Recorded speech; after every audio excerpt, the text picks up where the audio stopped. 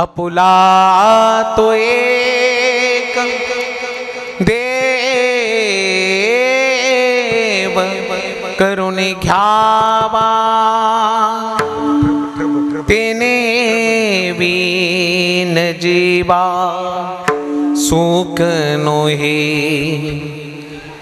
एरती माईके दुःखाची जनती नाही आधिअंती आवसानी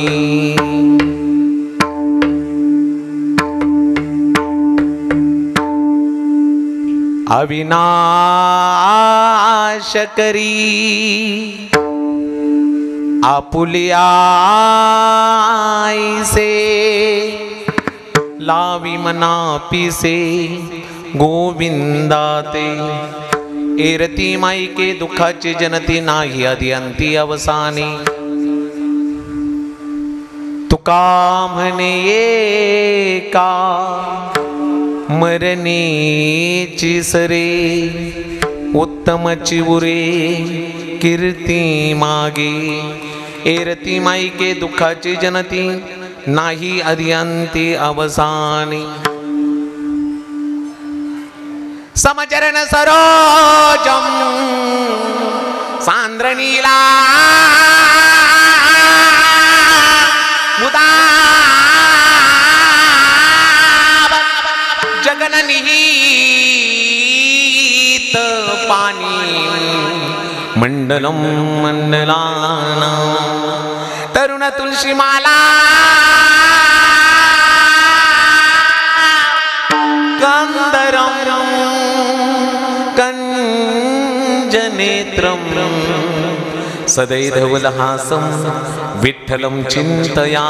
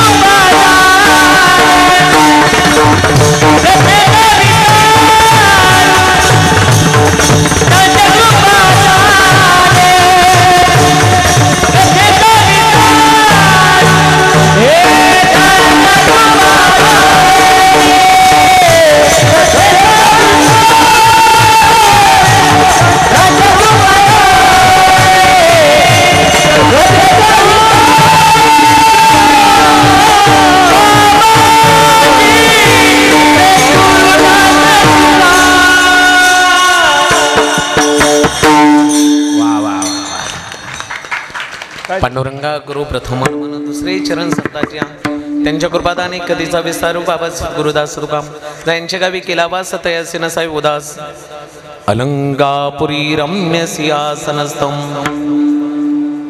पदं भोजतेजस प्रदेशं विरिंद्रादिदैवे सदा स्तूयमानं समाधिस्थमूर्तिं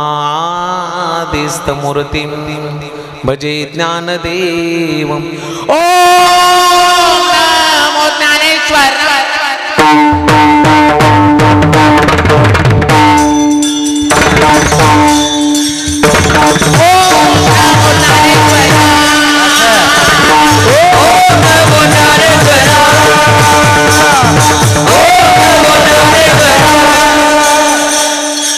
Oh,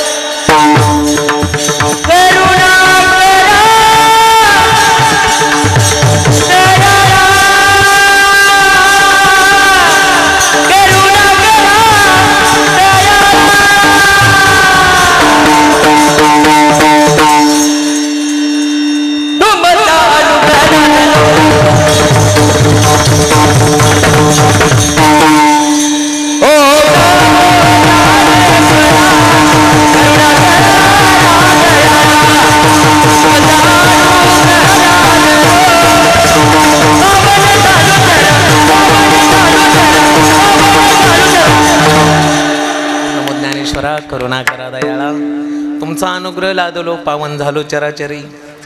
न तातो न माता न बंधुर न धाता, न पुत्रो न पुत्री न भृत्यो न भरता, न जाया न विद्या न वृत्तिर्ममैव. गतिस्त्वं त्वमेका भवानी. नमो सद्गुरु तुकया ज्ञानदीपा, नमो सद्गुरु सच्चिदानंद रूपा, नमो सद्गुरु भक्त कल्याण मूर्ती, नमो सद्गुरु भास्करा पूर्ण कीर्ती. सेवे लागी सेवक झालो, तुमच्या लागलो निज चरणा. अहो स्वामी तुकया देवा, यावरी नका करू अभीर. ओके.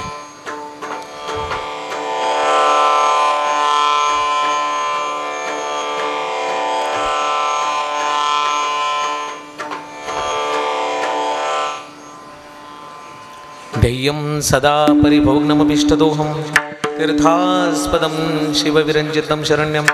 मृत्यार्तिहं प्रणतपाल्भवाब्धिपोतं, वन्दे महापुरुषते चरणारविन्दं. वन्दे महापुरुषते चरणारविन्दं. आपुला तो एक देव करुणी घ्यावा, तेने बिन जीवा सुखनो हे. हे रती माईके दुःखाची जनती, नाही आदि अंती अवसानी. प्रस्तुत कीर्तनरूपी सेवेसाठी निवडलेला अभंग देवमान्य, संतमान्य, वारकरी मान्य, जगतमान्य, भक्ती ज्ञान वैराग्याचं मूर्तिमंत स्वरूप, भागवत धर्माच्या मंदिराचा पवित्र कळस. याच्या अवधभूतलावर जन्माला आलेल्या प्रत्येक जीवाचं कल्याण व्हावं म्हणून आपला देह अखंड जिजवणारे, जगाच्या कल्याणासाठी जाळोनी संसार बैसलो अंगणी, तुझे नाही मनी मानसी ते. विश्व उद्धाराचं स्वप्न मनासी बाळगून अखिल मानवजातीच्या कल्याणासाठी आपलं सबंध जीवन समर्पित करणारे, आईने मुलाचं कौतुक करावं याच्यामध्ये काय नवले, सासूने आपल्या जावयाचं कौतुक करावं याच्यामध्ये काय नवले, पत्नीनं आपल्या पतीचं कौतुक करावं याच्यामध्ये काय नवले. नवल या ते एकेकाळच्या कट्टर वैर्याने सुद्धा म्हणावं, अरे वैरी असला म्हणून काय झालं,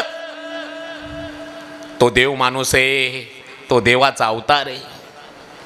असं ज्यांचं व्यक्तिमत्व म्हणे रामेश्वर भट्ट द्विजा, तुका विष्णू नाही तुझा, सच्चिदानंद स्वरूप वैराग्य बलधारी, ज्यांची कीर्ती चराचरी. जगद्गुरु तुकोबाराय यांचा हा 4 चरणाचा अभंग असून जीवनामध्ये जीवन जगताना प्रत्येक जीवाला काही ना काहीतरी दुःख आहे. जीवाला दुःख का होतं आणि सुख मिळवायचं असेल तर काय करावं याचा मंत्र सांगणारा अभंग म्हणजे आजचा अभंग.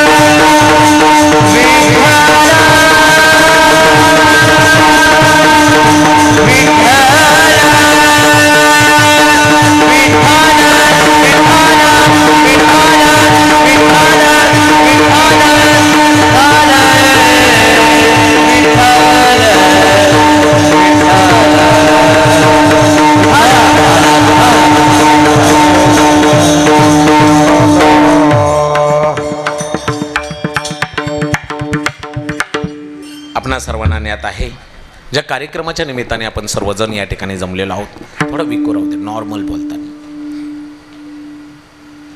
नगर भोजनाच्या कार्यक्रमानिमित्त आपण सर्वजण मोठ्या संख्येने या ठिकाणी जमलेलो आहोत. श्री अंकुश आश्रोबा मुंडे आणि श्री फुलचंद अंकुश मुंडे या परिवाराने आयोजित केलेला हा नगर भोजनाचा भव्य दिव्य सोहळा, आज आपण सर्वजण या दिव्य सोहळ्यासाठी उपस्थित आहात. या क्षणाचे आपण सर्वजण साक्षीदार आहात। दृष्ट लागायसारखा सोहळा श्री अंकुश अश्रुबा मुंडे आणि श्री फुलचंद अंकुश मुंडे या उभयतांनी या परिवाराने आयोजित केलेला आहे।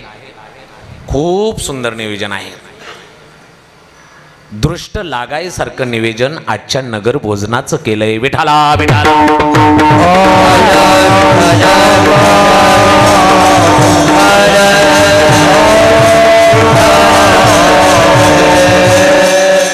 समस्त ग्रामस्थ मंडळ मांडवा, आपण सर्वजण सहपरिवार सहकुटुंब या सोहळ्यासाठी आयोजित उपस्थित आहात। मनापासून सर्व परिवाराला सर्व ग्रामस्थांना अंतकरणातून धन्यवाद। कीर्तन समरंगणामध्ये मला साथ करणारे गायनामध्ये संबंध महाराष्ट्रामध्ये ज्यांच्याकडे एक आदर्श स्थान म्हणून ओळखले जातं, एक आदर्श व्यक्तिमत्व म्हणून ज्यांच्याकडे पाहिलं जातं, गायन क्षेत्रातला कोहिनूर हिरा, गाणारे भरपूर आहेत, पण आमच्या बापूंनी गायलं की तो आवाज काळजापर्यंत जातो। देवानी काय शक्ती त्यांच्या ठिकाणी दिली असेल। गायनातली तयारी सुद्धा तेवढीच आणि स्वभावही तितकाच गोड। काय कायांचा गुण जास्त असतो व स्वभाव चांगला नसतो म्हणून माणसं जवळ करत नाहीत, पण बापूंचं स्वभावही तितकाच गोड आहे आणि गुण सुद्धा तितकाच गोड आहे। असे आदरणीय उद्धव बापू शिंदे आज माझ्या कीर्तनासाठी उपस्थित आहेत, आपल्या गावामध्ये उपस्थित आहेत। त्यांच्यासाठी एकदा जोरदार टाळ्या वाजवायच्या। आपल्याच परिसरातील आपल्याच जवळचं व्यक्तिमत्व आवर्जून या ठिकाणी उपस्थित आहेत आणि माझ्या कीर्तनामध्ये आज साथ करण्यासाठी उपस्थित आहेत। मनापासून बापूंना या ठिकाणी धन्यवाद। त्याचबरोबर संजय महाराज केंद्रे आळंदी देवाची आपणही गोड साथ करत आहे, आवाज अतिशय गोड आहे। संजय महाराजांना सुद्धा मनापासून धन्यवाद। आणि मृदंग विश्वातला राजा माणूस आदरणीय ओमकार महाराज कागदे, खरंच राजा आहे, राजा राजा।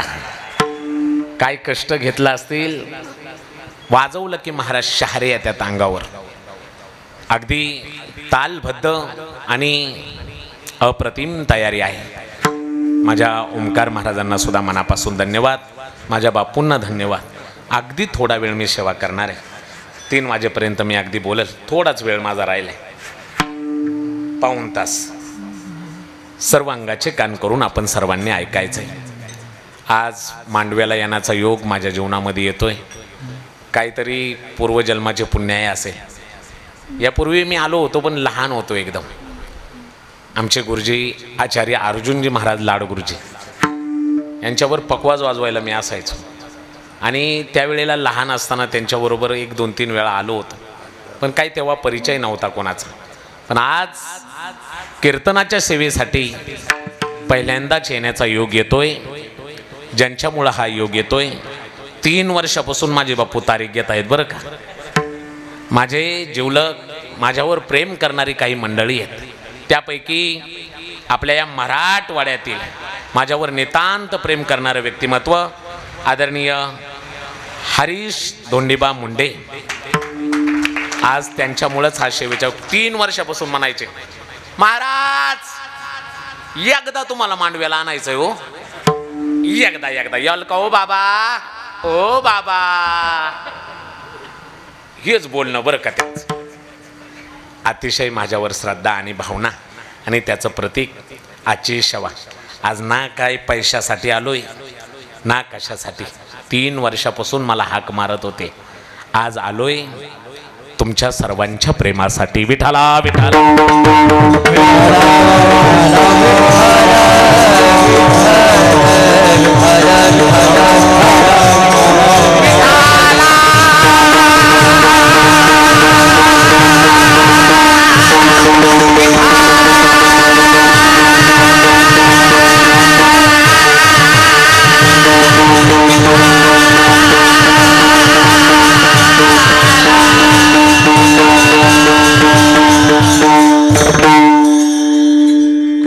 वाटला बापू मी आज काय गाणार नाही, तुमचंच ऐकणार आहे. खूप गोड निवेदन केलंय. आज मला आपल्या सर्वांचा दर्शनाचा योग येत आहे. थोडाच वेळ आहे माझ्याकडे. परत संध्याकाळी लोणंदच्या तिकडे कीर्तन आहे. 6 तासाचा रोड आहे. 3 सव्वा 3 पर्यंत मी या ठिकाणी बोलेल. 3च्या आतच उरकण्याचा प्रयत्न करेल. सर्व अंगाचे कान करून ऐका. खरंच या परिवाराने दृष्ट लागायसारखं नियोजन केलंय. श्री अंकुश अशोरोबा मुंडे आणि श्री फुलचंद अंकुश मुंडे. कुठे आहेत आमचे फुलचंद्र? वा वा, एकदा टाळ्या वाजवा या परिवारासाठी. अप्रतिम योग त्यांनी जुळवून आणला. मनापासून तुम्हाला धन्यवाद. अनमोल किमतीचा नरदेह परमेश्वराने आपल्याला दिलाय बाबांनो. हा देह काहीतरी पुण्याईने आपल्याला मिळाला आहे, योगायोगाने मिळाला आपल्याला. काय योग साधला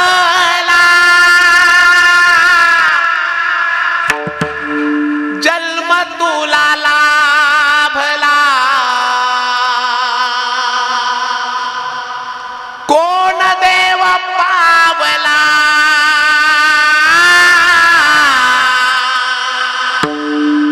नरदेह लाभला, नरदेह लाभला. योगायोगाने मिळाला हो हा जन्म. भारत देशामध्ये मिळाला. आपण भाग्यवान आहे. भरतखंडे नरदेह प्राप्ती ही तो परमभाग्याची संपत्ती. भारत देशामध्ये जन्म मिळणं कठीण आहे. तेही साधू संतांच्या नंतर आपल्याला मिळाला. आपण भाग्यवान आहे. या ठिकाणी साधू संतांनी अवतार घेतला. ही भूमी पवित्र आहे. हा देश पवित्र आहे. पवित्र ते कुळ पावन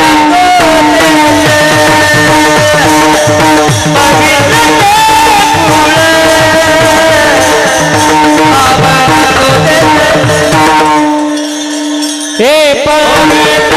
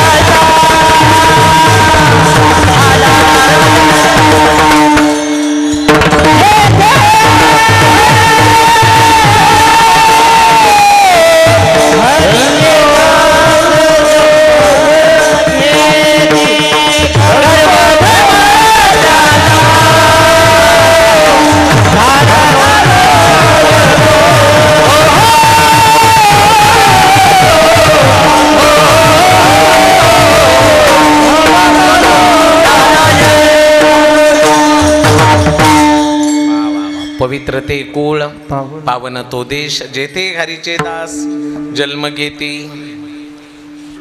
धन्य भूमी पुण्य देश जेथे वैष्णवांचा वास. अशा भूमीमध्ये आपल्याला हा जन्म मिळाला आहे. संत भगवान बाबा, वामन भाऊ बाबा या थोर महात्म्यांच्या नंतर आपल्याला जन्म मिळाला आहे. आपण भाग्यवान आहे. साधू संतांनी हा मार्ग दाखवून दिला आहे. याच वाटेने चाललं तर कल्याण होतं. जगद्गुरु तुकोबाराय सांगतात, तुका म्हणे तुम्ही चला याची वाटे, भरावसे भेटे पांडुरंग. हा जन्म त्या देवाला शोधण्यासाठी मिळाला आहे बाबा. कधी घाडव झालो, कधी बैल झालो, कधी नालीतला किडा झालो. एक एक योनी कोटी कोटी फेरा, मग लागे वारा मनुष्य देहीचा. हा जन्म भांडण करायसाठी नाही मिळाला. हा जन्म आईश करण्यासाठी नाही मिळाला. हा जन्म मजा मारण्यासाठी नाही मिळाला. हा जन्म रुबाब गाजवण्यासाठी नाही मिळाला, हा जन्म कुणावर अन्याय करण्यासाठी नाही मिळाला. अरे जन्म मिळालाय, देह दिला देह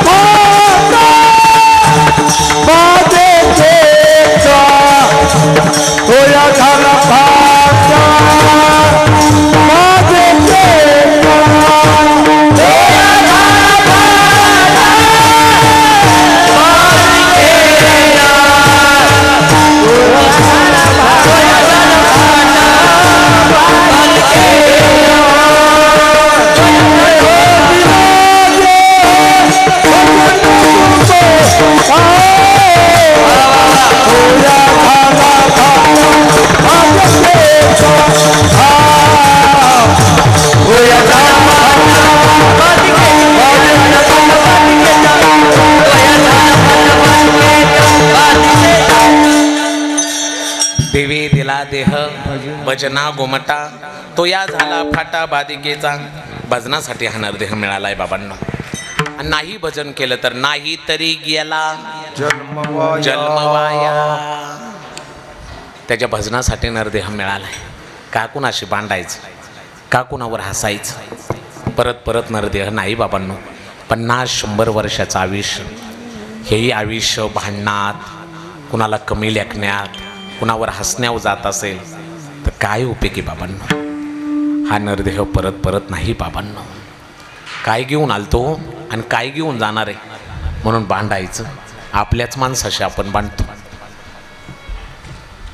काय आपण आणलो होतो, जन्म दुसऱ्याने दिला, नाव दुसरी ठेवतात, शिक्षण दुसरे देतात, नोकरी दुसरे देतात, इज्जत सुद्धा दुसरेच देतात. आयुष्यातली पहिली आणि शेवटची आंघोळ दुसरेच घालतात. मेल्यावर स्मशानात सुद्धा दुसरेच नेतात. संपत्ती सुद्धा दुसरेच वाटून घेतात. जन्माला येताना काय आणलं नाही, काय घेऊन जाणार नाही. क्या लेके आया था तो क्या लेके जाएगा, 2 दिन की जिंदगी है 2 दिन का मेला. किती आयुष्यभर कशाच्याही मागं पळा. गंमत अशी आहे, आयुष्यभर माणूस धन धन धन करतो, पण मेल्यावर मात्र निधन झालं म्हणावं लागतं. मेल्यावर निधन झालं म्हणावं लागतं. आयुष्यभर किती मागातल्या गाडीत फिरा, शेवटी चौघांच्याच खांद्यावर जायची. किती ब्रँडेड कपडे वापरा, शेवटी पांढऱ्या कपड्यावरच गुंडाळावं लागतं. कोणत्या गोष्टीचा रोबाब करायचा, का कुणावर हसायचं, का कुणावर जाळायचं. वरती गेल्यावर सगळ्या गोष्टीचा हिशोब द्यावा लागतो बाबांनो. तुम्हाला वाटतंय मी अंधारात केलंय, कुणी पाहिलंय, तसलं चालत नाही. वरती गेल्यावर सगळ्या गोष्टीचा हिशोब. पाप करोनी पापी मन हे सैरा वैरा,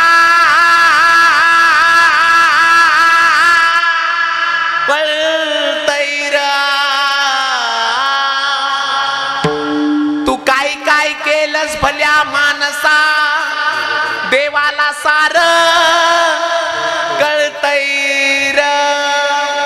काय बी कर, अंधारात कर, उजाडात कर, सगळं देव पाहतो. आणि त्याला वरती गेल्यावर हिशोब द्यायचा. एक आंधळा व्यक्ती रोज मंदिरात जायचा. ऐका ऐका ऐका ऐका ओ मांडवेकर ऐका. एक आंधळा व्यक्ती रोज मंदिरात जायचा. मंदिरात जाणाऱ्या आंधळ्या व्यक्तीला कट्ट्यावर, आता कट्ट्यावर बसलेली चर्चाच करतात. कट्ट्यावर बसलेले लोक म्हणली ये आंधळ्या, उठला नाही की निघाला मंदिराकडं. काठे घेतले की टाको टोक टाक टोक टाक टोक, दोन्ही डोळ्याने आंधळा. अरे तुला काय देव दिसणार आहे का, कशासाठी धडपड करतोस रे. आंधळ्या व्यक्तीने दिलेलं उत्तर आज घरी घेऊन जा.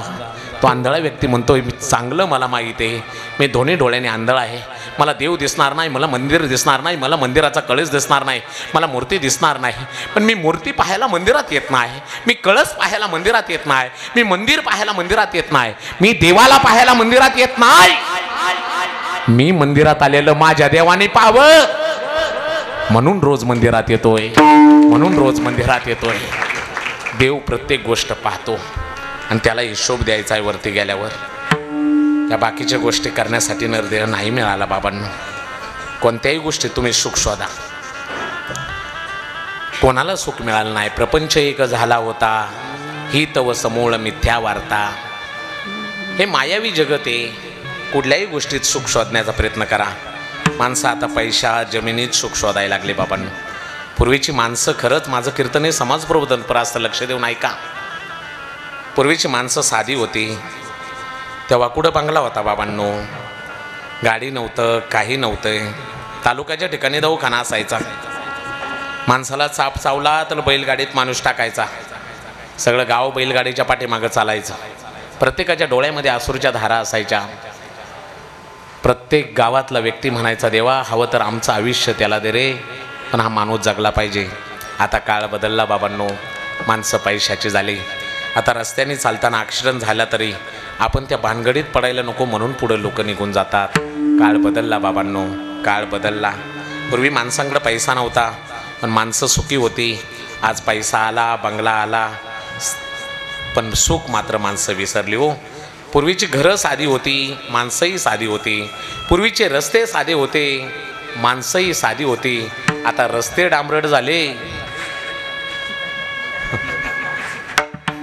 ओळखून घ्या तुम्ही. पण या गोष्टीत सुख नाहीये बाबांनो. पूर्वी एक कविता होती, माणसांकडे पैसा नव्हता पण तो गरीब व्यक्ती सांगतोय, माझ्या गरीबाच्या झोपडीत जे सुख आहे ना ते राजाच्या राजवाड्यात सुद्धा नाही. तो गरीब व्यक्ती सांगतोय, राजा सजी महाली सौख्य कधी मिळाली, ती सर्व प्राप्त झाली या झोपडीत माझ्या. भूमीवरी पडावे, ताऱ्यांकडे पहावे, प्रभु नाम नित्य गावे या झोपडीत माझ्या. बरं, राजाला झोप लागणार नाही, पैसा आहे, तिजोऱ्या आहे, तरी चोऱ्या. माझ्या गरीबाच्या झोपडीत न्यायला काय? पहारे आणि तिजोऱ्या, त्यातून होती चोऱ्या. पण माझ्या गरीबाच्या झोपडीत न्यायला काय? दारास नाही दोऱ्या या झोपडीत माझ्या. पूर्वीच्या माणसांकडे पैसा नव्हता पण माणसं माणसासाठी जीव द्यायला तयार होती. पूर्वीची माणसं भावनिक होती, नातं जपण्यासाठी कोणत्याही थराला जायची. त्यानंतरची लोक थोडी प्रॅक्टिकल झाली, नातं जोडू लागली, पण जोडलेल्या नात्यात फायदा पाहू लागली. पण आताची लोक प्रोफेशनल झाली बाबांनो. फायदा असेल तरच नातं जोडतात, फायदा असेल तरच नातं जोडतात. अशा जगामध्ये आपण जगत आहे बाबांनो. पण सुखी व्हायचं असेल तर त्या देवालाच आपलंसं केलं पाहिजे. त्या देवाशिवाय पर्याय नाही. करीशी देवाविना आस, अवघी होईल निराश, तृष्णा वाढविसी भौवस, कधी सुखास न पवती. म्हणून केलेला परमार्थच आपल्या बरोबर येतो, केलेला परमार्थच आपल्याला सुख देतो.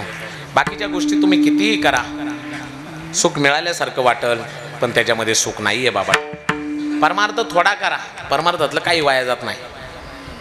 प्रपंच कितीही करा, कितीही करा, कितीही करा, प्रपंचातलं काहीच कामाला येत नाही. सांगत असतो परमार्थ असं कीर्तनाला येऊन बसा तरी फायदा, माग बसा तरी फायदा. परमार्थातलं काही वाया जात नाही. एक शेठजी होता. शेठजी कोण होता? शेठजी करोडपती होता, खूप करोडपती. कारण कीर्तन भजन म्हणलं की त्याच्या अंगावर काटा. मी कसे सांगतोय, परमार्थातलं काही वाया जात नाही, प्रपंचातलं काही कामाला येत नाही, याच्यासाठी सांगतो ऐका. शेठजी करोडपती होता पण कीर्तन भजन म्हणलं की त्याच्या अंगावर काटा. एक दिवस पत्नी म्हणली, मालक किती मोठा सप्ताह चाललाय आपल्या गावात, जा की ओ मालक. सगळं गाव कीर्तनाला येतं आणि तुम्ही घरी बसलाय. शेठजी करोडपती होता पण बायकोनाच्या ऐकण्यातला होता. शेठजीने सांगितलं कधी कीर्तनाला गेलो नाही, कधी भजनाला गेलो नाही, पण तू म्हणतेस तर आज कीर्तनाला जातो. शेठजी कीर्तनाला गेला. कार्यकर्ते सगळ्यांचं स्वागत करत होते. या बसा, या बसा, या बसा. 5-6 कार्यकर्ते गेटवरच होते. त्यांनी पाहिलं एवढी पांढरे कपडे घालून कोण आलंय. एक जण म्हणला शेठजी सारखा दिसतोय. तिसरा म्हणला तो काय मंदिराकडे येणार नाही. चौथ्याने जरा बारकाईने पाहिलं. मी हे सांगतोय परमार्थातलं काही वाया जात नाही, ऐका. चौथ्याने पाहिलं शेठजीचे, पळतच गेले सगळे. अरे शेठजीचे, सगळे कार्यकर्ते पळत गेले. शेठजी, शेठजी, या शेठजी, या या म्हणून आणला. मोठा माणूस मागं कुठे बसावता आणला, कीर्तन करायच्या पुढेच बसावला. बसा.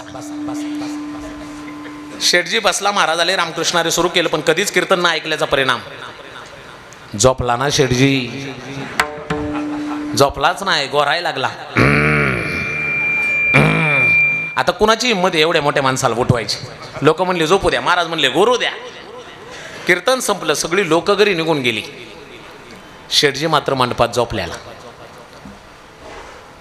15 मिनिटं झाली कीर्तन संपून. मंडपात फक्त शेठजी आणि पाऱ्याला विनेकरी असतात, ते पारेकरी माहिती आहे ना, ते पारेकरी.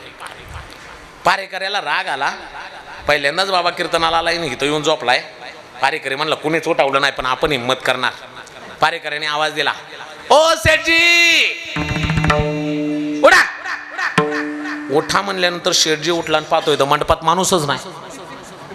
अरे माणसं कुठे गेली? संपलं कीर्तन. शेठजी किती वेळ झाला रे बाबा? 15 मिनिटं झाली. शेठजी तुम्ही झोपलाय गार?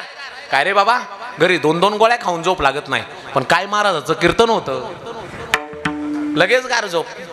पारेकरी म्हणला काय बोलता आता त्याला, पण पारेकरी रागाने म्हणला जा. जा म्हणल्यानंतर शेठजी घरी आला, पण शेठजीची बायको झोपली नव्हती. पहिल्यांदाच बाबा कीर्तनाला गेलाय, कोणतं उदाहरण ऐकतोय, कोणता मंत्र घेतोय हे विचारायला जागी होती. शेठजी आले आले पत्नीने सांगितलं, मालक सगळं बाजूला राहू द्या, मला अगोदर सांगा आज कीर्तनात काय ऐकलं. काय ग, घरी 2-2 गोळ्या खाऊन झोप लागत नाही, कीर्तनात गेलो गार झोपलो. मालक परमार्थातलं काही वाया जात नाही हो. पहिल्यांदाच कीर्तनाला गेलात आणि तिथं जाऊन झोपला का हो? पण असं कसं होईल? 2 तासाचं कीर्तन 2 तास झोपणार आहे का? एखादा शब्द तरी तुम्ही ऐकला असेल, एखादं उदाहरण तरी ऐकला असेल, एखादा मंत्राचा उच्चार आठवणा हो मालक. परमार्थातलं काही वाया जात नाही. मी गेलो तसा झोपलो, कीर्तन झाल्यावर 15 मिनिटांनी मला पारेकऱ्याने उठवलं, विनेकऱ्याने उठवलं, मला काहीच आठवत नाही. मालक असं नका बोलू, परमार्थातलं काही वाया जात नाही. अहो एखादा शब्द तिथला आठवाना आठवाना आठवाना. शेठजी म्हणला मला काहीच आठवत नाही, तुम्हाला विचारू नको. हा मला एक आठवतंय, मी गेले गेले कार्यकर्ते मला म्हणले मला पुढे न्याला. पुढे नेऊन मला म्हणले बसा. आणि जाताना विनेकरी म्हणला जा. मला 3 शब्द आठवतात. कोणते कोणते? या, बसा, जा. पत्नीला तेवढंच नवल वाटलं. माय 3 का व्हायना शब्द घेऊन तुम्ही आलाय, त्या 3 शब्दाचा जप करा, परमार्थातलं काही वाया जात नाही. शेठजी करोडपती होता पण बायकोच्या ऐकण्यातला होता. शेठजी म्हणला ठीक आहे, तू सांगतेस तर घेतो मंत्र. आता कीर्तनात फुल झोप झालती, घरी कुठं झोप लागती. हातरुणावर पडून शेठजीचा मंत्र चालू.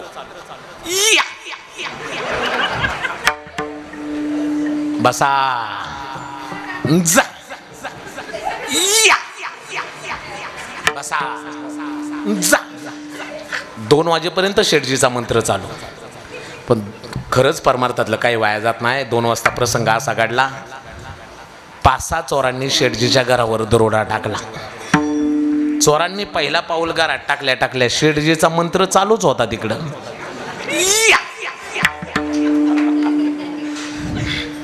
चोर म्हणले आलेलं पाहिले का अजून? खाली बस, खाली बस, खाली बस. सगळे चोर खाली बसले. शेठजीने दुसरा शब्द म्हणला बसा. चोर म्हणले आलेलं पाहिलं, बसलेलं पाहिलं, आता काय खरं नाही, पळा पळा पळा पळा पळा. सगळे चोर पळायला लागले. तसं शेठजीने तिसरा शब्द म्हणला जा. चोर म्हणली आलेलं पाहिलंय, बसलेलं पाहिलंय, एवढ्या मोठ्याने जा म्हणतोय म्हणजे शेठजीने आपल्याला पाहिलंय आणि उद्या काय खरं नाही, जाऊन रात्रीत मॅनेज करू, मोठा माणूस आहे, जगणं मुश्किल होईल, सगळी चोरं पळत आली.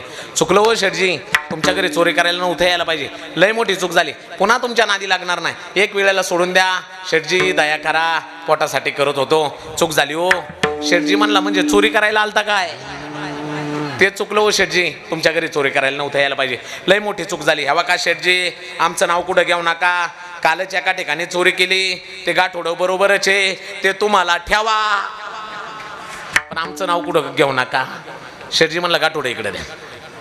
गाठोडं घेतलं, चोरानं सांगितलं जा तुमचं नाव कोणाला सांगत नाही. गाठोडं घेऊन शेठजी पत्नीपाशी आला, ए बघ याच्यामध्ये काय. पत्नीने गाठोडं सोडलं. ऐका माता माऊल्यांनो, सगळं गाठोडं प्युअर सोन्याने भरलं होतं. पत्नीचे डोळे फिरले, मालक 1,00,000 रुपये तोळा झालाय, आणि हे कुठून आलं?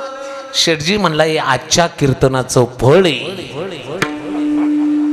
आजच्या कीर्तनाचं फळ? अगं तुम्हाला त्या कीर्तनातल्या 3 शब्दाचा जप करायला लावलास, या बसा जा, मी म्हणत बसलो या बसा जा, चोर आले मी म्हटलं या, चोर बसले मी म्हटलं बसा, चोर जायला लागले मी म्हटलं जा.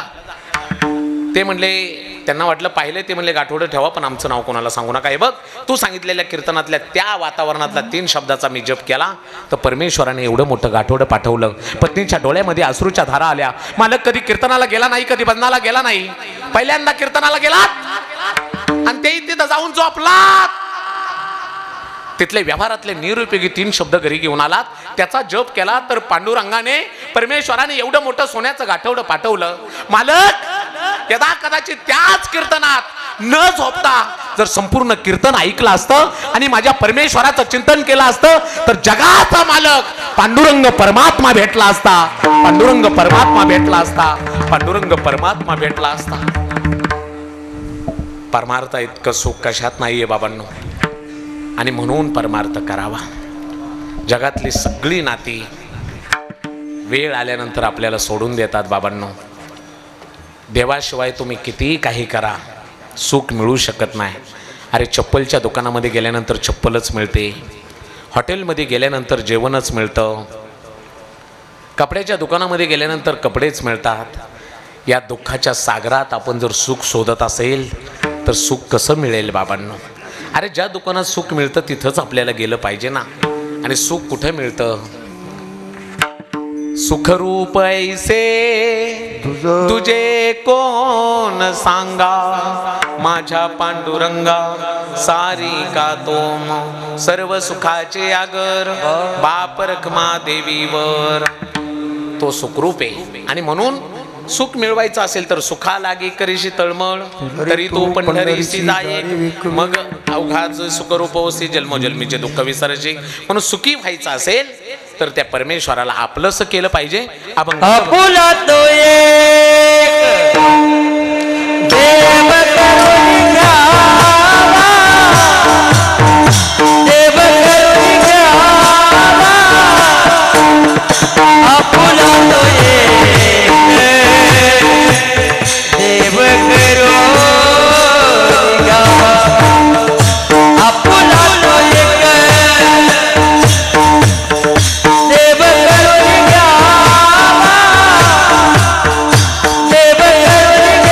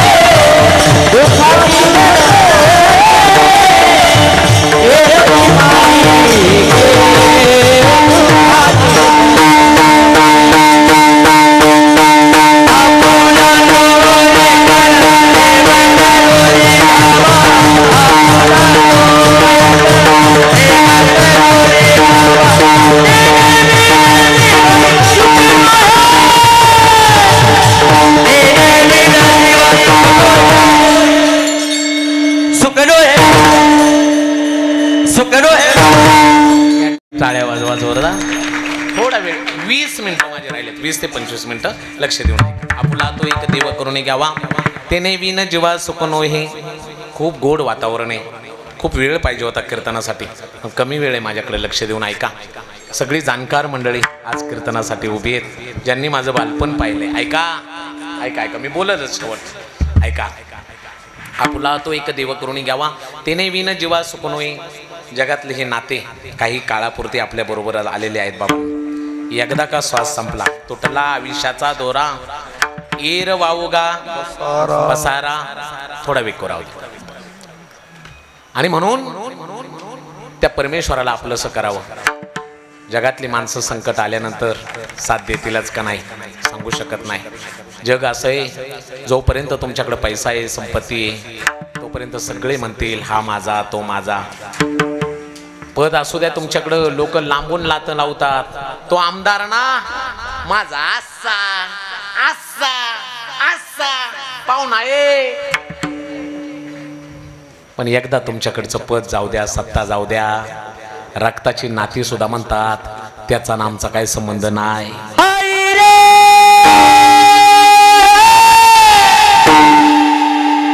भाई रे ए भाई, भाई रे सब पैसे के भाई, भाई रे सब पैसे के भाई,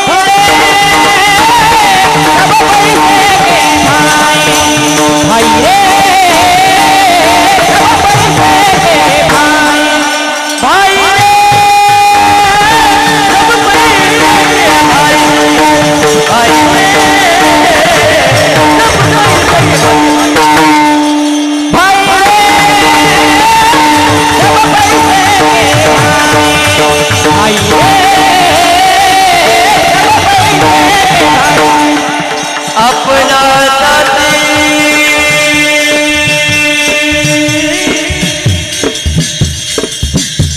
कोई नहीं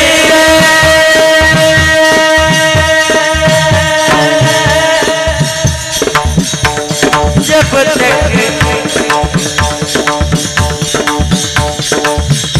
पैसा लोग कहे सलाम राम राम. हे भाई लोग कहे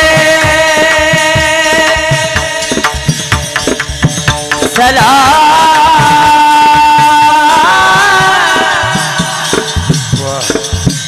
अपना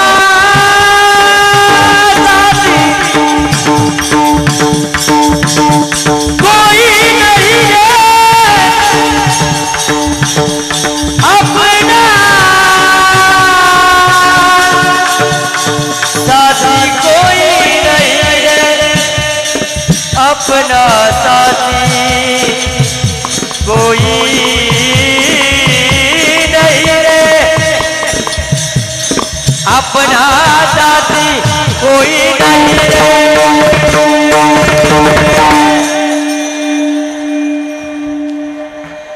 भाई रे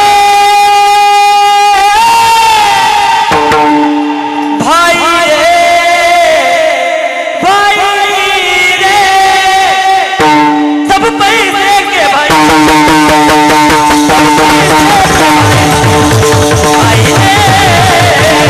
सब पैसे के भाई, सब पैसे के भाई, भाई रे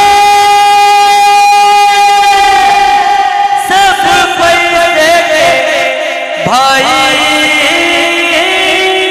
भाई. वाह वाह वाह, ताळे वाजवा.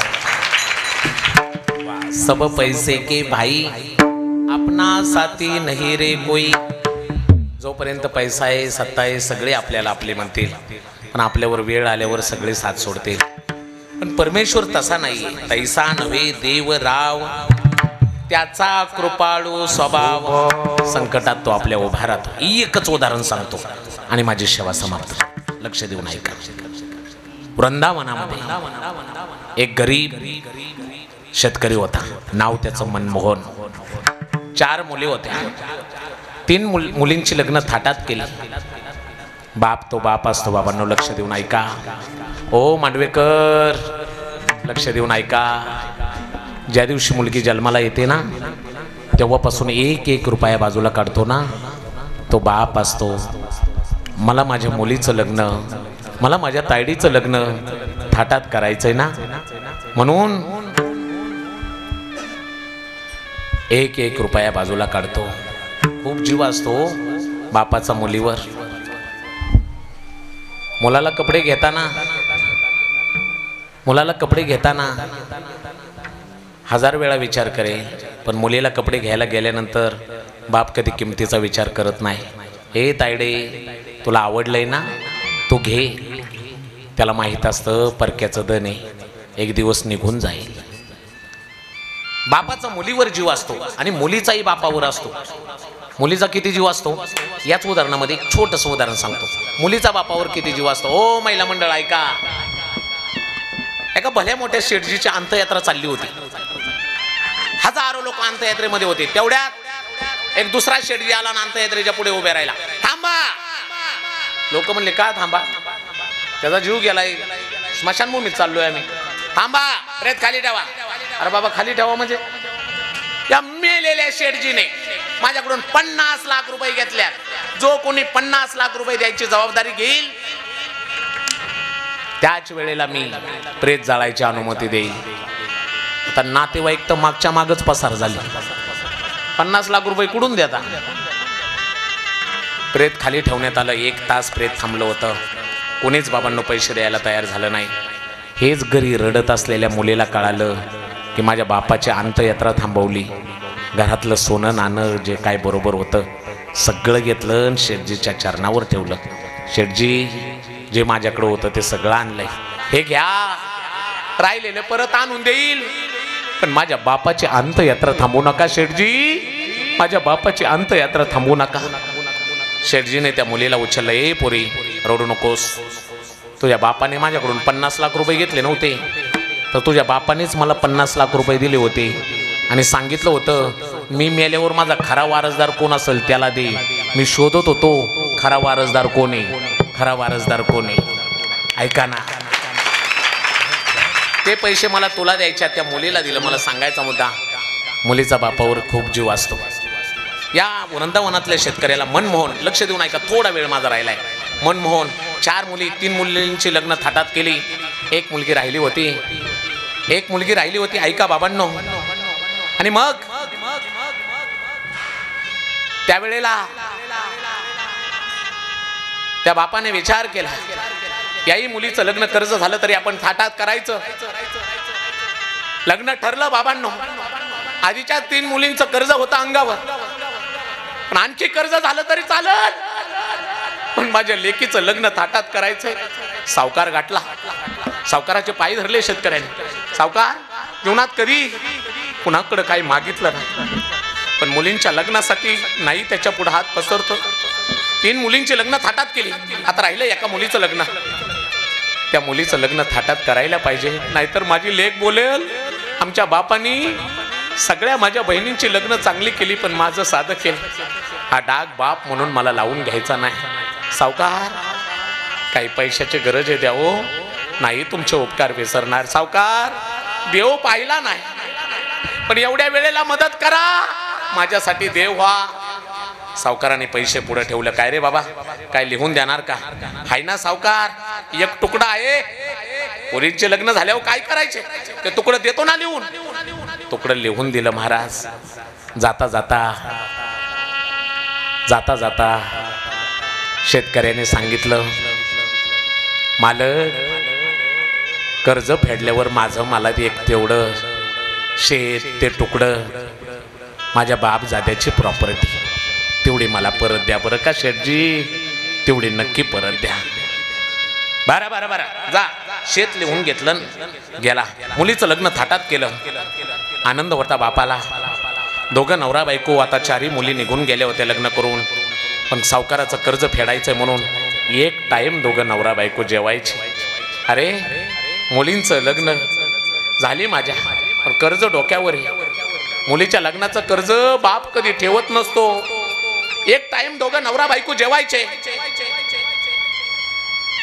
आणि कर्जाला पैसे फेडायचे म्हणून बाजूला काढून ठेवायचे कर्जासाठी. ऐका बाबांनो, काही दिवस गेले, 2 वर्ष गेली. जेवढी रक्कम घेतली होती सावकाराकडून तेवढी जमली आणि तो शेतकरी सावकाराकडे गेला. सावकार, देवाला पाहिलं नाही हो, पण माझ्या लेकीच्या टायमाला त्या लग्नाच्या वेळेला तुम्ही कामाला आलात, माझ्यासाठी देव आहात. त्या बाका, ही रक्कम आणि हे व्याज घ्या बरं का, देव आहात तुम्ही, देव माणसं. पैसे दिले आणि शेत जे लिहून दिलं होतं ते परत लिहून घ्यायचं राहिलं बरं का. गेला तो. देवाचा भक्त होता श्रीकृष्णाचा, अखंड भजन करायचं. श्रीकृष्ण गोविंद हरे मुरारी, हे नाथ नारायण वासुदेव.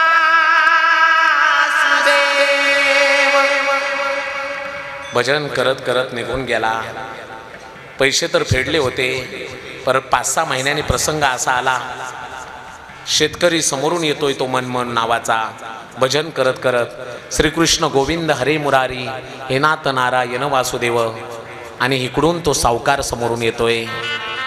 सावकार दिसल्या शेतकऱ्याला आठवण झाली, आपल्या मुलीच्या लग्नाला मदत करणारा देव माणूस समोरून आलाय. पळतच आला. शेतकऱ्याने लोटांगण घातलं सावकाराच्या पायावर. मालक, देव माणसं तुम्ही, आज भेट झाली बरं का. थांबा थांबा थांबा, पाया पडू द्या. शेतकरी पाया पडला. सावकाराने त्याला उठवले, ओठ. ते देव माणूस ते सगळं बाजूला राहू दे, मला अगोदर सांग, ते मुलीच्या लग्नाकरता पैसे नेले होते ते परत कधी देणार? मालक, देव माणसं तुम्ही, देव माणसाने अशी चेष्टा करू नये. अहो, 2 वर्ष माझी बायकोन मी एक टाइम जेवलो, पण मुलीच्या लग्नाचं पैसा बाजूला काढून ठेवला आणि तुमचं कर्ज फेडलं हो. मालक, मी पैसे तुम्हाला दिले, व्याजाचे पैसे दिले, एवढं बी म्हणलो मी जाताना. मालक, आपला व्यवहार मिटला बरं का, ते म्हणून मी गेलो हो. मालक, असं नका बोलू, मी पैसे दिलेत बरोबर. नाही, तू पैसे नाही दिलेस. मालक, असं नका बोलू, देव माणसं तुम्ही, देव माणसाने खोटं बोलू नये. दिले तो मी पैसे. खोटा तू येस, पैसे दिले नाहीस. जोपर्यंत पैसे देत नाही तुझी जमीन तुला मिळणार नाही. चालता हो. पैसे दिलेत. आजूबाजूची लोक गोळा झाली. बघता बघता भांडणं कोर्टामध्ये गेली. जजने विचारलं त्या शेतकऱ्याला, काय रे, मुलीच्या लग्नाकरता पैसे आणले होते? हा मालक, हा जज साहेब आणले होते. परत दिलेस? हा जज साहेब परत पैसे दिले. पण देव माणसासारखा सावकार माणूस, माझी काय तक्रार नाही त्यांच्याविषयी, ते देव माणसं, पण मी दिले तो पैसे, तेवढंच त्यांनी मान्य करावं, माझा काय आरोप नाही त्यांच्यावर. सावकाराला जजने विचारलं, काय रे, पैसे दिले? नाही सरकार, 1 रुपया दिला नाही.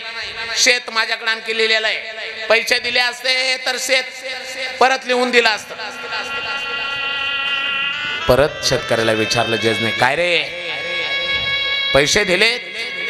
डोळ्यातून पाणी आलं त्याच्या. जज साहेब, तुमची शपथ घेऊन सांगतो, मी पैसे दिले तो, मी पैसे दिले. जजला कळालं हा खरा आहे, पण पुरावा नाही. थोडीशी कोर्टाला मधली सुट्टी होती. मधल्या कोर्टाच्या सुट्टीत जजने त्या शेतकऱ्याला बोलवून घेतलं. देवाचा भक्त, काय रे, इकडे, मला माहिती आहे तू पैसे दिले, पण मी पुरावा असल्याशिवाय निकाल देऊ शकत नाही. तू पैसे देताना तुझ्या बरोबर कोण होतं का? नाही हो मालक, कुणी नव्हतं. ऐका ना, कुणी नव्हतं. ऐका, अरे कुणीतरी असेल ना. नाही, कुणी नव्हतं. काय रे बाबा, मग मी नाही निकाल तुझ्या बाजूने देऊ शकत, कारण मला पुरावा लागतो. मी न्यायाधीश असलो तरी बाबा, पुरावे असल्याशिवाय मला निकाल देता येत नाही. तू आठव ना, कोणतरी असेल ना, कोणतरी असेल. आता मनमोहन शेतकरी होता, देवाचा भक्त. तो म्हणला, जगात कुणी बरोबर नसलं तरी देव सगळ्यांच्या बरोबर असतो. तो शेतकरी म्हणला, हा एक जण होता मी पैसे देताना. हा बोल बोल, कोण होता? कोण? बाके बिहारी होता मी पैसे देताना. बाके बिहारी म्हणजे कृष्णाचं एक नाव आहे, श्रीकृष्णाचं. वृंदावनात त्याला बाके बिहारी म्हणतात. हा बाके बिहारी होता, बाके बिहारी. आता जजला काय माहित बाके बिहारी, ते वाटलं कोण माणूस असेल. काढलं ना बाके बिहारीच्या नावाने समज. कोर्टाचा बिलीप देवाच्या नावाने समज घेऊन गेला ना विचारत, बाके बिहारी का घर का आहे? विचारत विचारत वृंदावनामध्ये आला. लोक म्हणली, का रे बाबा देवाच्या नावाने ओरडतोयस? तो बिलीप म्हणला, आलोय कोर्टाचं समज घेऊन. तो म्हणला, देवाला समज? हा म्हणला, कोर्टाचा नियमच आहे, मला काय करायचे? ते आणलं समजन, श्रीकृष्णाच्या मंदिरावर चिटकवलं. ऐका, 29 तारीख कोर्टाची होती. 29 तारीख आली. सकाळी शेतकऱ्याने आंघोळ केली, देवाची पूजा केली. श्रीकृष्ण गोविंद हरे मुरारी, हे नाथ नारायण वासुदेव. ऐका, आणि पूजा करून देवापाशी रडतोय, देवा साक्षीदार म्हणून आज तुझं नाव घेतलंय, पण तू उभा नको राहू बाबा, माझ्यासाठी नको येऊ.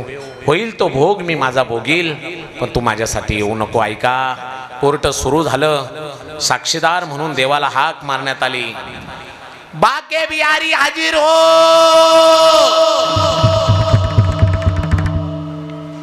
आता बाके बिहारी, बाके बिहारी, बाके बिहारी, सगळीजण कोर्टाच्या दाराकडे तोंड वासूनच पाहायला लागले. बाके बिहारी हाजीर हो.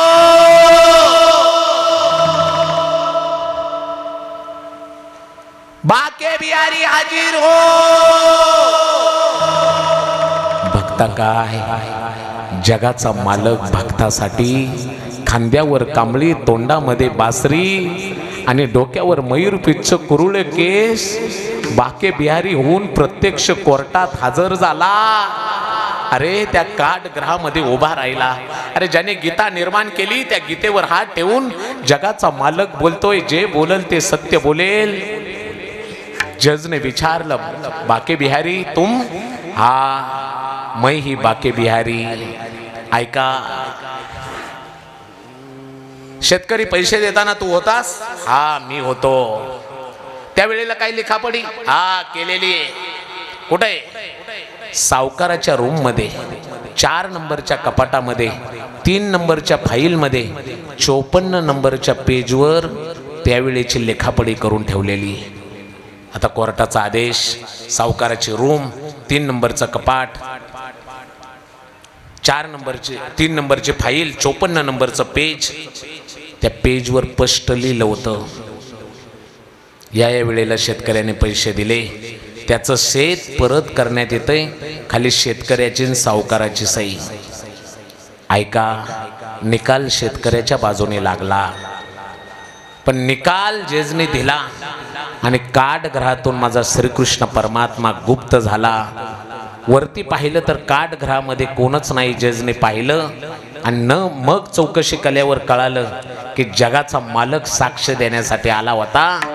जज खुर्चीवरून उठला सुद्धा नाही. जज खुर्चीवरून उठला सुद्धा नाही. जगाच्या मालकाला मी आज साक्षीदार म्हणून काठग्रहात उभं केलं.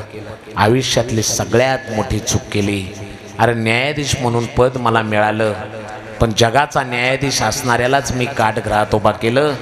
चूक झाली माझ्याकडून. आता जजगिरी करायची नाही. जज आपल्या खुर्चीवरून उठला सुद्धा नाही. पेन होता हातामध्ये, कागद घेतला आणि तिथंच आपला राजीनामा लिहिला. तिथून पुढं सबंध जीवन माझ्या श्रीकृष्ण परमात्म्यासाठी वाईल म्हणून तो जज वृंदावनात आला. अंगावर गोधडी घेऊन राहायचा.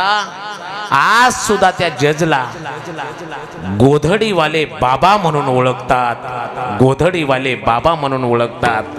गोधडीवाले बाबा म्हणून ओळखतात. जीवन वाहिलंय, देवाला साक्षीदार केलं.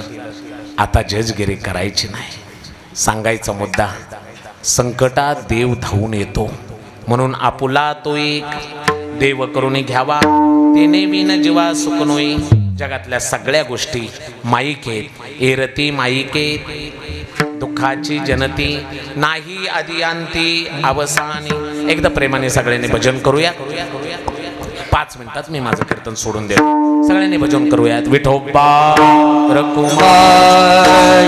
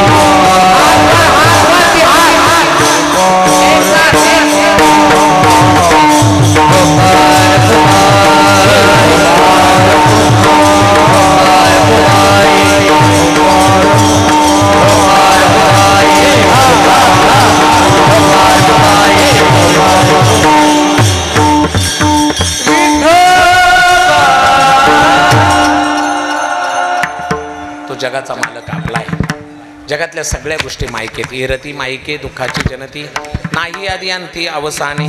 परत कधी प्रसंग आल्यावर त्याच्यावर चिंतन करेल. माईक म्हणजे ज्या गोष्टी नाही आहेत त्या गोष्टींना आपण आपलं म्हणतो. त्या गोष्टी खऱ्या नाही आहेत. त्या माईक गोष्टीपासून कुणाला सुख मिळालं नाही आजपर्यंत. माईक त्या माईक आहेत बाबांनी. आणि म्हणून त्यांना खरं मानून जर त्याच्याकडून सुखाची अपेक्षा करत असेल तर आजपर्यंत कोणाला सुख मिळालं नाही. भूतकाळात मिळालं नाही, भविष्यात मिळणार नाही. वर्तमानात तर प्रत्येक जण दुःखीच आहे. पण तो अविनाशी परमात्म्याचं जर भजन केलं तो इतका दयाळू इतका कृपाळू आपलं पदच देतो. हो, आपलं पदच देतो. रामायणामधलं उदाहरण आहे. राम रावणाचं युद्ध चालू होतं. लक्ष देऊन ऐका. झालं माझं 2-3 मिनिटं घेतो आणखी. ऐका ऐका ऐका. राम रावणाचं युद्ध चालू होतं आणि युद्ध चालू असताना कुंभकर्णाला उठवण्यात आलं. वट अरे बाबावर आक्रमण झालं. काय करतोयस तू? कुंभकर्ण उठला. आता कुंभकर्ण काय साधा माणूस होता होय. निघाला रणांगणात. निघाल्या महाराज. मांडव्या एवढा त्याचा एक पाय होता कुंभकर्णाचा. खाली पाय टाकला की हजारो वानर महाराज चिरडल्या जायचे खाली. चिरडल्यानंतर ऐका ना बाबांनो, एक वानर पाहिलं त्यांनी. आपल्या वानरांवर हल्ला होतोय. झाडावर उड्या टाकत आलं कुंभकर्णाच्या बुकुट्यावर बसलं. काय आपल्या बुकुट्यावर बसलंय म्हणून समोर घेतलं. जवळ घेतले त्याच्या अंगाचा वास येत होता. जवळ घेतले. काय रे काय शंट बिंट मारून आला काय? ते म्हणला नाही, हे मूळच जे माझ्या अंगाचा वास येतो. बरं. कुंभकर्णाने विचार केला ही गोष्ट मारायसारखी नाही. याला आपल्या जवळ ठेवला तर वास येईल चांगला. हे बघ तुला मारत एकदा रावणाचं मन तुला सोडून देतो. त्या वानाने सांगले वेडबीड लागलं काय? मी माझ्या रामाचा आहे. रामाचा म्हणून जगतोय. मरेल सुद्धा रामाचा म्हणूनच. बदलणार नाही. हातामध्ये होता ते. अरे तुझ्या अंगाचा वास येतोय म्हणून तू आवडलाय. हे बघ असा हातात आहे. असा दाबिलन मारून टाकेल तुला. एकदा रावणाचं मन सोडून देतो. तू बी ऐक. मी माझ्या रामाचा आहे. रामाचा म्हणून जगतोय. मरेल सुद्धा रामाचा म्हणून. विचारलं त्याला बोल कोणाचा आहे? रावणाचा नाही, रामाचा. हा रामाचा म्हणलं की महाराज दाबायचं. बोल कोणाचा आहे? रावणाचा नाही, रामाचा. हा रामाचा म्हणलं की महाराज दाबायचं. एवढं दाबलं प्राणकंठापर्यंत आला. शेवटचा विचारतोय मरशील फुकटचा. बोल कोणाचा आहे? बोलता येत नव्हतं. रावणाचा. मान हलवली. नाही रामाचा. रामाचं म्हणलं तसे काच दाबलं महाराज. दरलन ढिगाऱ्यावर फेकून दिलं.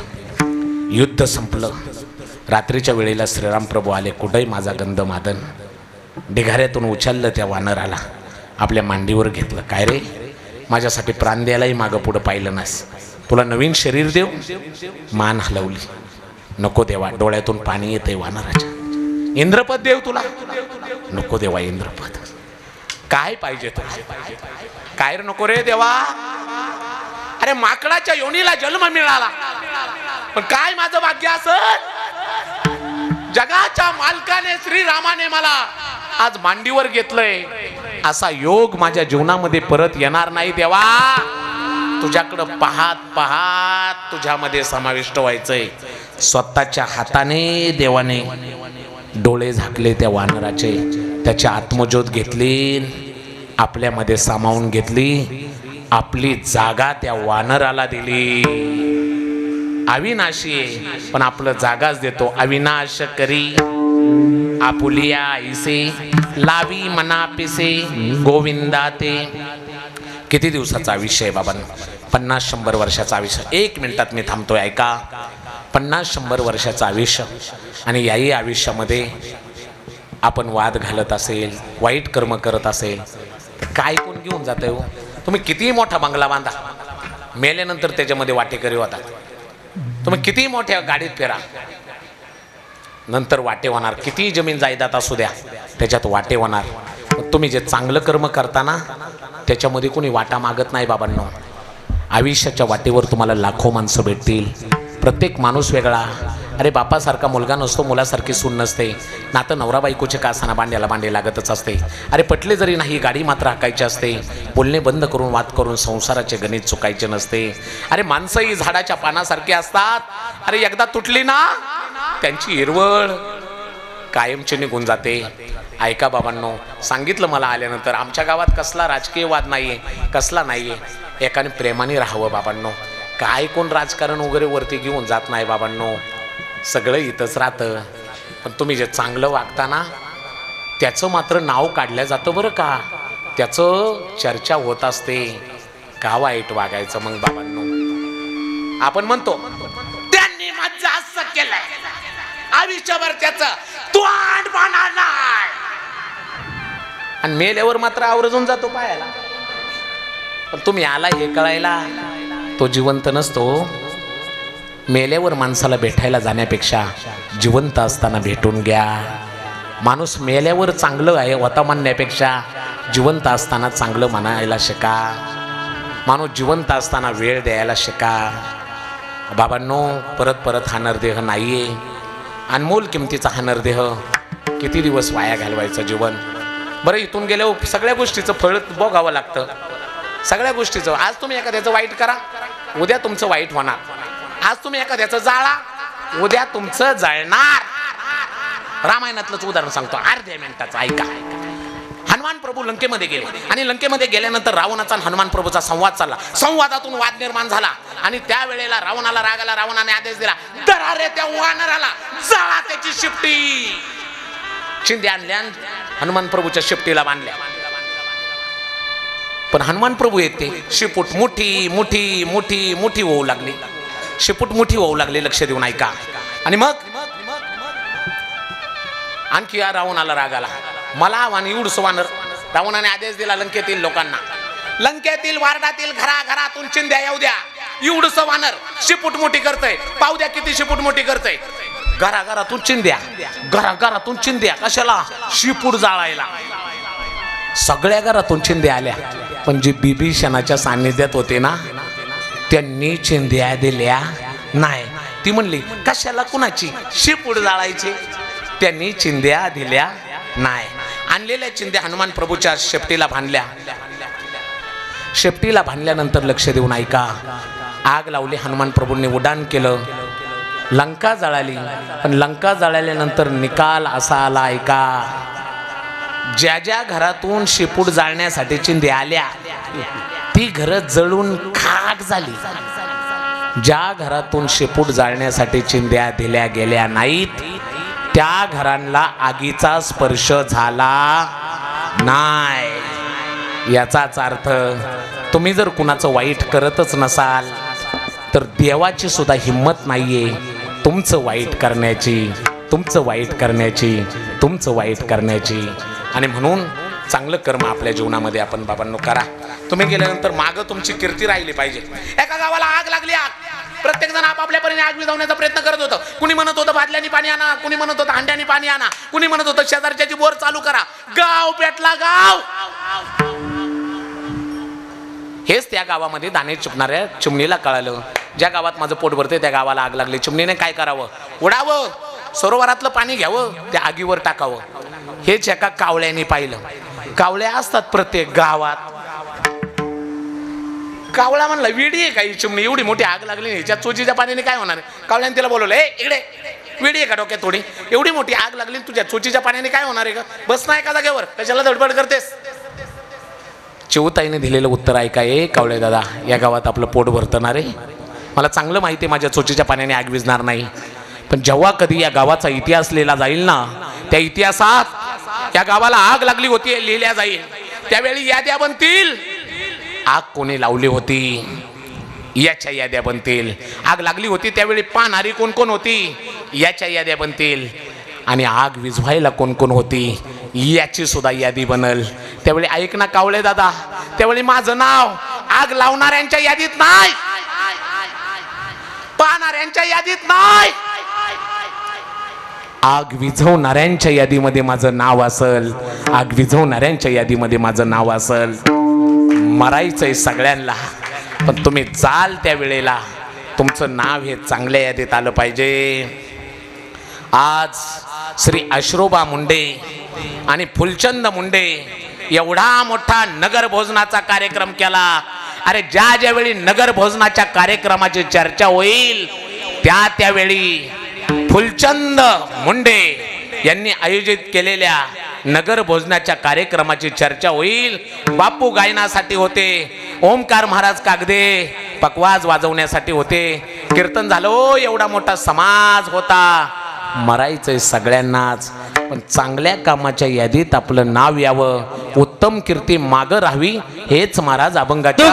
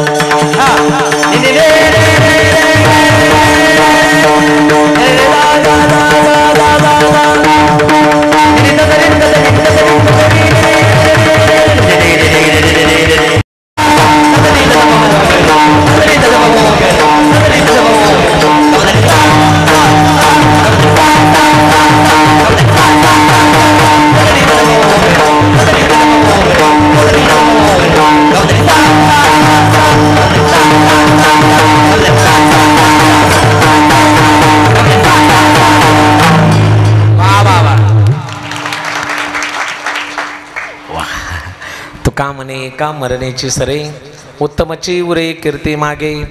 ज्ञानेश्वर माऊलींचं भजन होईल, तोपर्यंत कोणी उठायचं नाही. 1 मिनिट फक्त सूचना सांगेल. ज्ञानेश्वर माऊली नादराज माऊली